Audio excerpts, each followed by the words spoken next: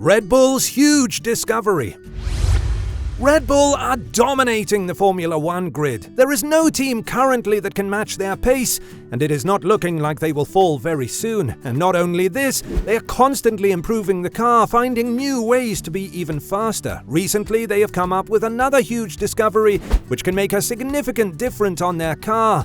More on that later. Let's get on with the video. Formula One's technical rules may be trying to limit how free teams can be with their designs, but that hasn't stopped them from trying hard to come up with new ideas whenever they can.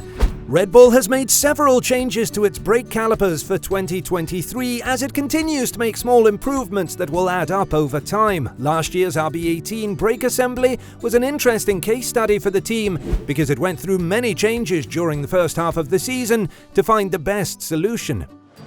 Good drop by Sergio Perez. That was a great camera angle to show you that he's got the restart right. Red Bull was one of the teams that made a cover for the brake disc that kept it from touching the larger drum. This was made possible by the new rules and the 18-inch wheel rim. The fairing helps to close the size gap between the discs and the rim.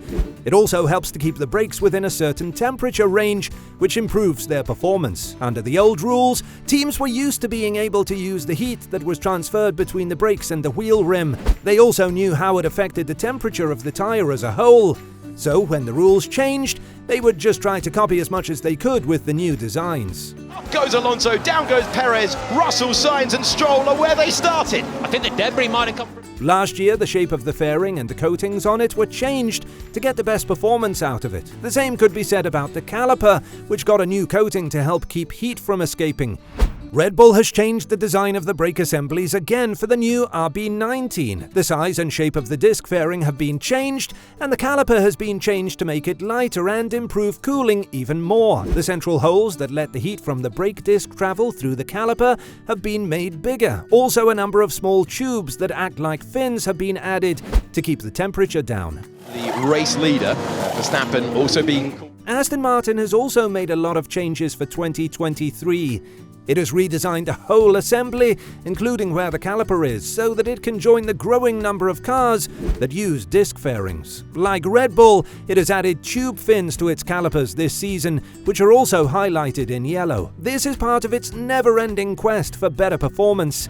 Ferrari has also made a lot of changes for 2023, following the lead of other car companies. It now has a fairing around the brake disc, which has caused it to move the caliper as well. The brake caliper is now placed further in front of the brake disc. Because of this, the pipework that brings cool air from the air intake to the caliper housing had to be changed. Two pipes now feed cool air captured by the inlet to each side of the caliper fairing. For 2023, the number and placement of the drill holes in its brake discs have also been changed. The drill pattern has changed. Instead of a full-width diagonal 5-hole pattern, which was used last season, there is now an X-shaped drill pattern. And watches Max Verstappen go past. Verstappen up to second place, only his teammate.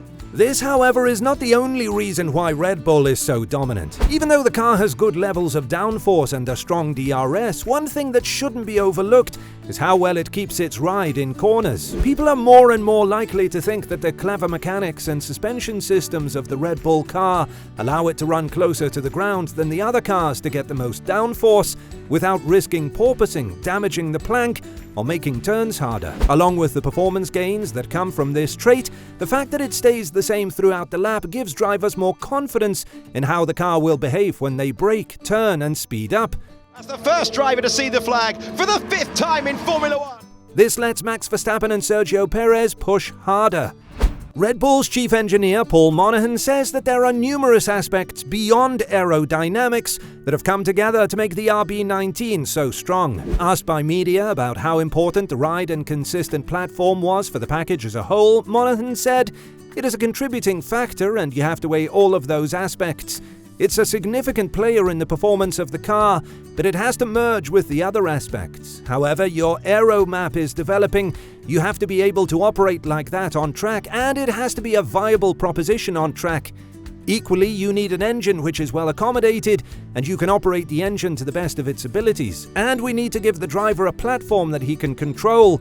So it's a complex merger of many items. I wouldn't say that it's the sole aspect, but it is certainly hugely influential, and you weigh it accordingly. But all of these aspects go together to put you nearer the front of the grid rather than the back of the grid, and that is why we're very privileged where we are. When asked if Red Bull made a huge gain over the winter, Monaghan explains that while there was some concern about Red Bull's competitiveness leading up to the first test or race of the season, he doesn't feel like the team has made a massive step forward. He goes on to emphasize the talent of the people in Milton Keynes and how that has helped the team achieve its current position, but cautions that they must continue to work hard and not become complacent. Monaghan notes that the team is judged based on its competition, and if the competition makes a bigger step forward, Red Bull may not come out on top. He also points out that even small errors can result in fewer points than hoped for, and that the team must remain focused and diligent because the season is far from over. Zero fight there from Fernando, something you rarely will hear. Even Red Bull's toughest Formula One competitors are giving up on the race for the championship, but things are not as good as they may seem at Milton Keynes.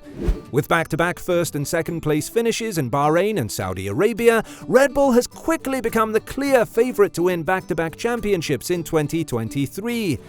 Max Verstappen went from 15th to 2nd in less than half the race distance at Jeddah. Not even the very good Fernando Alonso was brave enough to race with the Flying Dutchman and his RB19. Fans are right to wonder if this is the most powerful car we've ever seen in Formula One.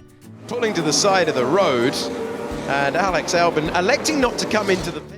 In the early years of the turbo hybrid era, Mercedes made some rocket ships, but by the end of the season, we could have a new high watermark for F1 dominance. And yet it probably still is too early to declare them champions-elect. In Formula One, anytime you feel like one team just has it too easy, a lot of things can go wrong. One example was Verstappen's Q2 issue in Saudi Arabia, which made him start from the back of the grid almost. Some F1 insiders say that there was issues in Red Bull even before the Jeddah GP.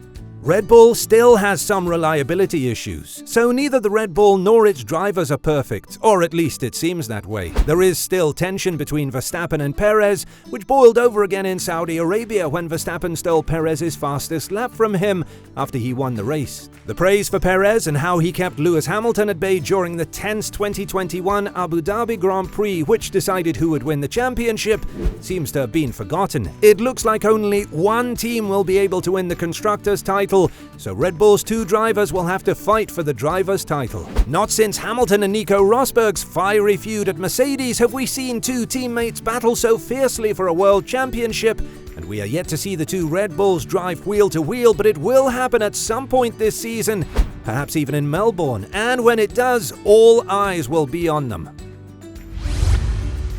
What do you think about Red Bull? Will they dominate till the end of the season? Let us know in the comments below, and see you next time.